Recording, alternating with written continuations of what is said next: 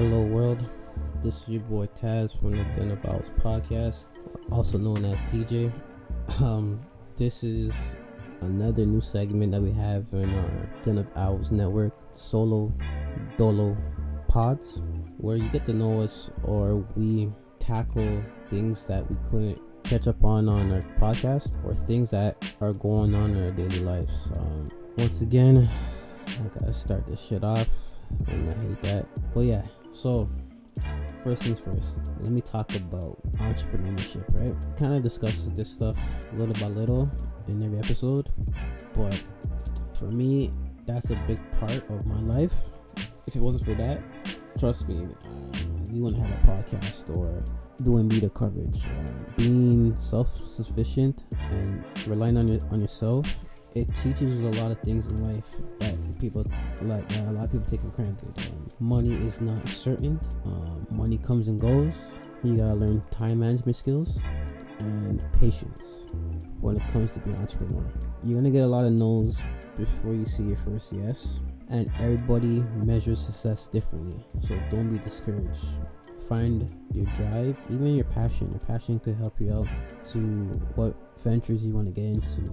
Every month I'm looking at new things to either improve my lifestyle or to improve my business. I also do photography, and my photography style is like the old school 1920s to 1950s. I use old school lenses from the war, World War I and World War II, and I mod it to modern day cameras to get like this aboriginal look and flair into all my photos. It's more time consuming because back in the day there's no automatic technology. Everything's by hand. So for my thing, it takes patience for every shot, and that makes my stuff unique. It looks different. With that, I shoot events, portraits, but mostly boudoir.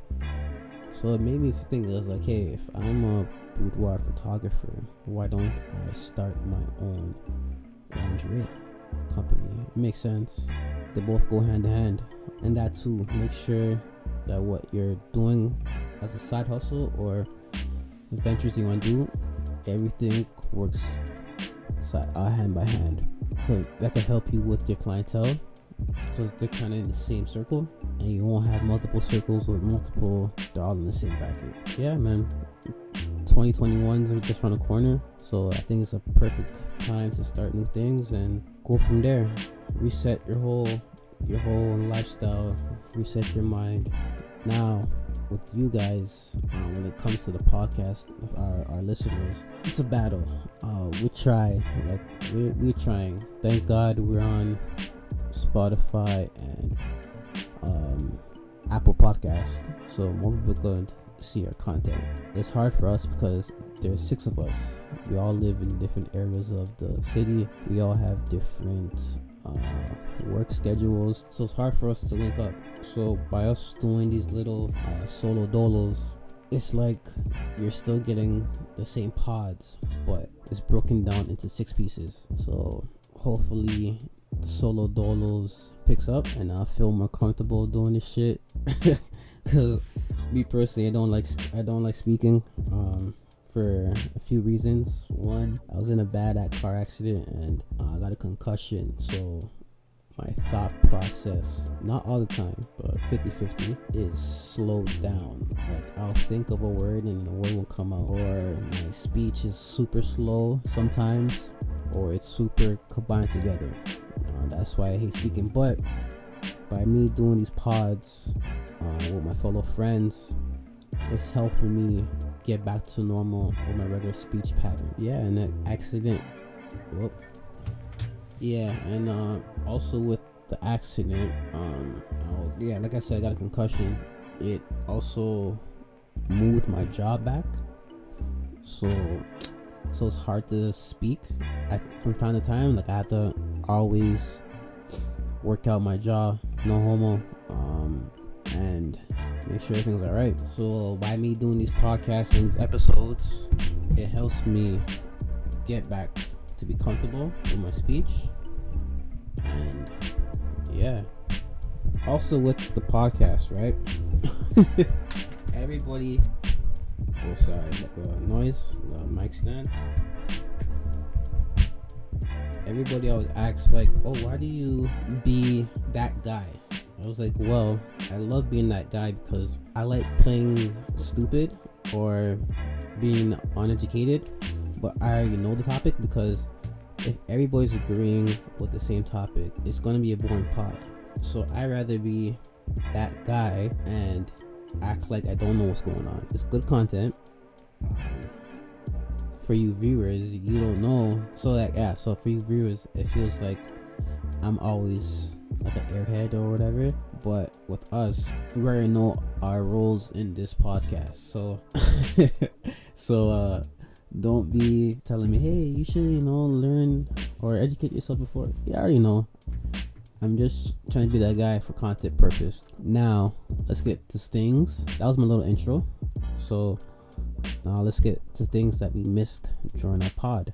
1. Cyber Refund 2077. I already knew this game's gonna be a flop from 7 years ago, because when it came out 7 years ago with the trailer, I was like, those graphics are too sharp. It's gonna be a long wait until our tech could keep up with that type of graphics. Everybody didn't believe me, and a few of those people that work on the game, they worked on a game called Dead Island, and that game had hella bugs. The only problem with Dead Island compared to Cyber Refund 2077, Dead Island didn't put so much money on its marketing team. They didn't put so much money on its trailers. They put out one trailer and that was it. They didn't pull out gameplay and all that stuff like Cyber Refund did, Now everybody is fuming, especially people with the old school consoles, PS4 and Xbox One or Xbox X, whatever it's called. They're getting the most of the bugs because that's old gen. Nobody really care about the old gen, so they got the short end of the stick. Now with the new consoles, not as much bugs, but as a new console, I shouldn't be rendering pixels. I shouldn't. I'm hearing PC guys, they have minimum bugs, but the game is still, for some players, is unplayable. And what's messed up, they kept on postponing it. I'm like, yeah, the game's not done. And people always say, but it took 7 years. Yeah, 7 years they made that trailer. That does not mean the whole 7 years they've been developing the game. I get it. It's COVID. I get it. You need to get funds back into the company. I totally understand. But if you guys know heart to heart that the game is not ready, don't do it. Who cares if you're losing stock?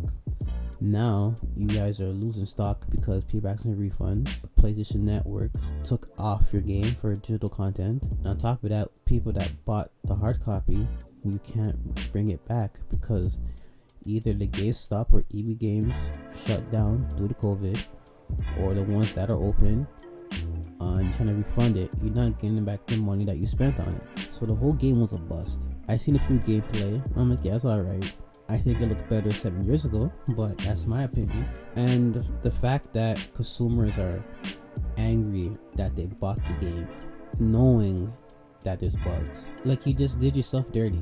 You knew. Oh, if it was me personally, if the game was delayed 3 times back to back, I'm waiting. Even now, I'm waiting until they do the big patch in the new year, and then I'll buy the game, because I don't want this game now, because I'm not gonna have fun with it.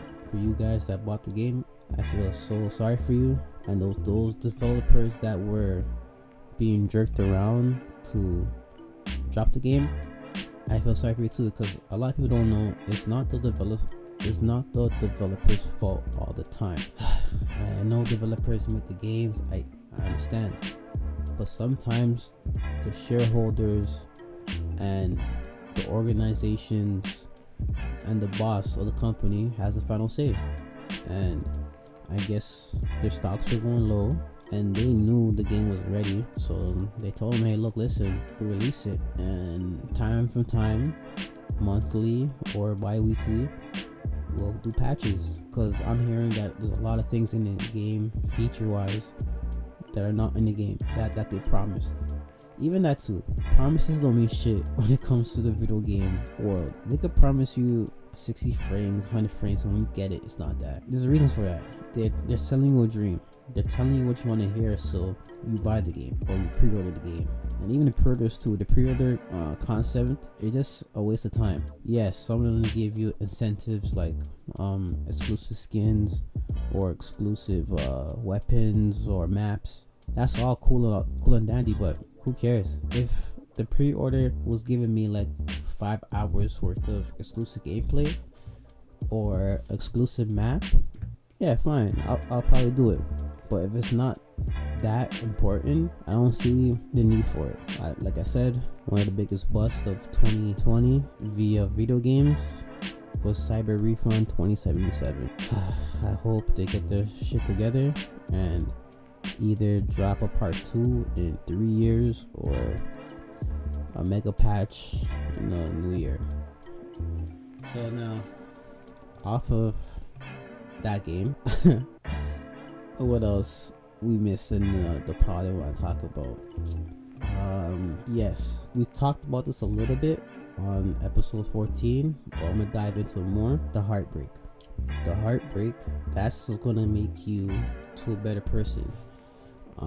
The heartbreak is the motivation pill that you need to swallow to become colder man. I'm not saying being cold-hearted or an asshole. No. Cold-hearted where you could shut down your emotions when time needs it and turns it back on when you need it to be turned on. I think nowadays a lot of guys, we are not moving or making decisions logically like we're supposed to. We're moving too emotionally, and that's why we are losing. And anything that we do when we go to it off of emotion. A lot of people always say in movies back in the 90s and 80s, emotions will get you killed. Why are you being too emotional? And they're being rude. They're being real with it. Emotions could get you killed. If you're moving off of even revenge is off of emotion as well. If you're moving off of emotions, you could do more damage than good. You gotta move logically. So with the heartbreak, that logic to like, you know what?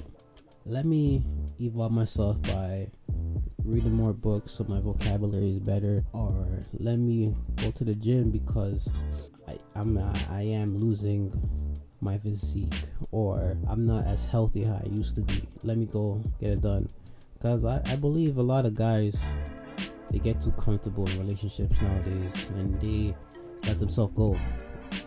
The majority of us in the relationships, they don't have the drive anymore, or they don't act they don't act how they first were when they first met that girl. They act different. I think guys should act the way that they were acting from the jump, and you'll have a longer turn with your partner. Like I said, everything in life, it's borrowed. Time is borrowed, everything's borrowed. So your time with your significant other at the time, it's just a turn until someone else's turn. I know when people say, oh my god, like you sound hurt or you sound bitter. No. It's just logic. And the person that hurt me is me. I made myself go to that level. I made myself do this. So at the end of the day, I am the person that is hurting myself. So guys, always remember that. What else we forgot to talk about was the red pill. Alright, now the red pill, some guys learn through, like I said, heartbreak. And this is a good segue. The red pill is you knowing the knowledge and nature of females, the way they act, the way that they test you, and the way that they try to belittle you. You will learn how to maneuver yourself whenever you hit with those three.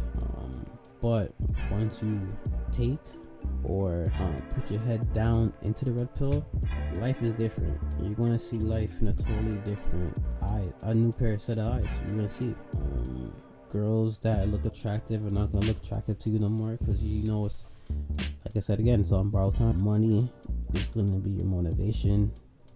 It's going to be your drive. Your hustles are going to be what's going to make you a better man or a quote unquote alpha, and your logic skills are going to improve to the next level because of this. I advise you guys to check out guys on YouTube like Steph is Cold, Mr. Lucario, Kevin Samuels, C Boogie Productions, O'Shea, Duke Jackson.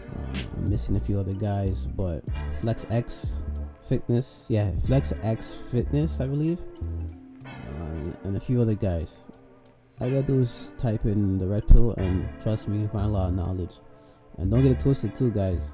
A lot of these see, you can't use the word females. A lot of these ladies are watching type of videos too, so they're learning the games too, so don't get it twisted. But my thing, or what I'm gonna tackle on for this one is there was a little video about guys that play video games aren't motivated or have a weak sex drive. Why is it whatever guys do on their spare time doesn't make us a man in a woman's eyes? I don't get that. Like, we don't knock them and say, oh, what you're doing, you're not ladylike. Why is it for us men, whatever we do, it's not manly?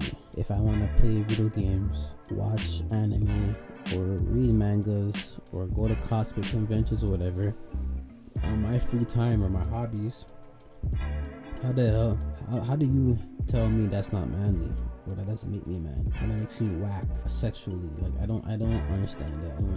But I'm not a woman, so I wouldn't understand the logic. The rest of the topics or stuff that we missed in the pod, it will be covered by the other co-hosts. This is just my little 2 or 3 parts. But I'm gonna add one more thing. We are gonna do more things in 2021, more segments, more coverage through networking and events. You're gonna have more interviews, more one-on-ones, and trust me, it's not gonna be my boring voice. It's gonna be with other people, because I know you guys don't like my voice. I don't like my voice either. Even especially after the accident, I don't like my voice, how it sounds now. But I just gotta pray to God, because it could have been worse, you know. So just be on the lookout for us. New things on the way, and yeah. I think our newest segment is gonna be called the Simp Diaries.